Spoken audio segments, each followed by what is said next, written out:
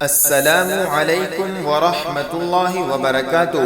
پیارے دوستو، دیکھیے سچائی انسان کو کیسے عزت دلاتی ہے، سچائی انسان کو کامیابی تک پہنچا دیتی ہے۔ پیارے دوستو، یہ دین اسلام سچ کا دین ہے، انسان کو سچی زندگی سکھاتا ہے اور جھوٹ سے نفرت سکھاتا ہے۔ نبی کریم صلی اللہ علیہ وسلم کا فرمان ہے کہ مومن سب کچھ ہو سکتا ہے مگر مومن جھوٹا نہیں ہو سکتا۔ سچائی سے انسان کو نجات ملتی ہے اور جھوٹ انسان کو ہلاک کر دیتا ہے۔ یہ سچ بولنا انسان کی زندگی کی پریشانیوں کو ختم کر دیتا ہے، اور ہمارے بزرگوں نے کہا ہے کہ جو شخص اپنی زبان سے جھوٹ بولنا چھوڑ دیتا ہے، اللہ تعالیٰ اس بندے کی دعاؤں کو رد بھی کرنا چھوڑ دیتا ہے۔ یہ سچی اور سچی زندگی گزارنے کی تعلیم دین اسلام نے ہمیں دی ہے۔ ہمارے اکابر کی اتنی شفاف زندگیاں تھیں کہ ہم حیران ہو جاتے ہیں۔ چنانچہ کتابوں میں ایک واقعہ آتا ہے کہ کاندلا نام کا ایک گاؤں تھا جس میں مسلمان اور ہندو اکٹھے رہا کرتے تھے۔ وہاں پر ایک زمین کا چھوٹا سا ٹکڑا تھا جس پر مسلمان اور ہندو کے درمیان جھگڑا ہو گیا۔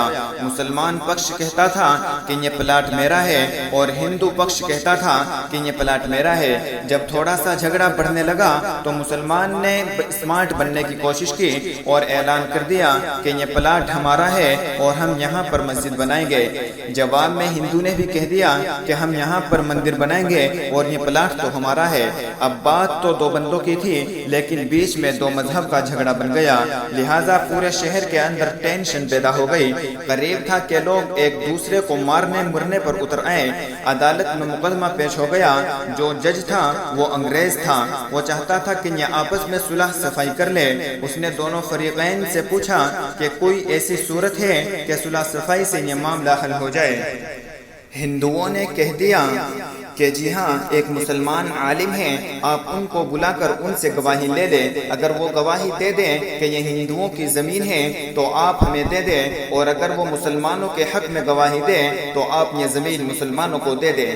انگریز نے اگلی تاریخ دے دی اور کہا کہ چلو ٹھیک ہے، ایسا ہی کرتے ہیں، اس کا مناسب حل نکل آئے گا۔ جب ہندو باہر آئے اور دوسرے لوگوں نے بات سنی تو باقی ہندوؤں نے ان کو خوب لعن طعن کیا کہ کیا تم مسلمان کو ایک گواہ بنا کر چلے آئے ہو؟ وہ مسلمان ہے، وہ تو ضرور مسجد بنانے کے لیے ہی گواہی دے گا، مقدمہ تم تو پہلے ہی ہار چکے ہو، تم نے یہ بہت برا کام کیا ہے۔ اگلی تاریخ پر جب مسلمان اور ہندو دونوں عدالت میں گئے تو شاہ عبدالعزیز رحمت اللہ علیہ کے شاگردوں میں سے ایک بزرگ مفتی الہی بخش کاندلوی رحمت اللہ علیہ جج کے پاس تھے۔